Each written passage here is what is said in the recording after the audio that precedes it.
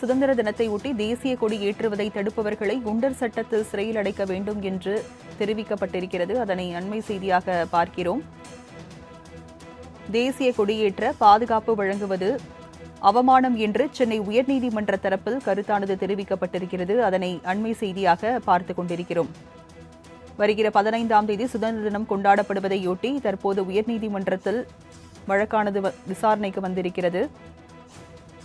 விவரங்களை செய்தியாளர் கிருஷ்ணா வழங்க கேட்கலாம். கிருஷ்ணா, உயர்நீதிமன்ற நீதிபதிகள் காட்டமான கருத்துக்களை முன்வைத்திருக்கிறது. இந்த வழக்கின் விவரங்கள் என்ன? வணக்கம். சென்னை உயர்நீதிமன்றத்தில் நீதிபதி ஜி ஜெயச்சந்திரன் காலை வழக்குகளை விசாரிப்பதற்காக துவங்குவதற்கு முன்பாக சுதந்திர தினத்தை ஒட்டி குடியிருப்பு நலச்சங்கத்தில் கொடியேற்றுவதை முன்னாள் நிர்வாகிகள் தடுப்பது வழக்கு தொடர இருப்பதாகவும் அதை நாளை அவசர வழக்காக விசாரிக்க வேண்டும் என வழக்கறிஞர் ஒருவர் நீதிபதி ஜெயச்சந்திரன் முன்பாக முறையீடு ஒன்றை செய்தார். அப்போது தேசிய கொடி ஏற்ற போலீஸ் பாதுகாப்பு வழங்க வேண்டும் என்ற ஒரு கோரிக்கையை அவர் முன்வைத்திருந்தார். நீதிபதி சுதந்திர தினத்தை ஒட்டி தேசிய கொடி ஏற்றுவதை தடுப்பவர்களை குண்டர் சட்டத்தில் சிறையில் அடைக்க வேண்டும் என்று தெரிவித்திருந்தார்.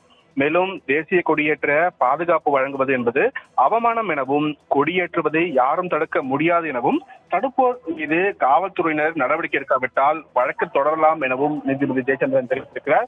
எனவே இந்த வழக்கை நாளை விசாரிப்பார் என்றும் எதிர்பார்க்கப்படுகிறது. ராஜலட்சுமி, விவரங்களை வழங்கியதற்கு நன்றி கிருஷ்ணா.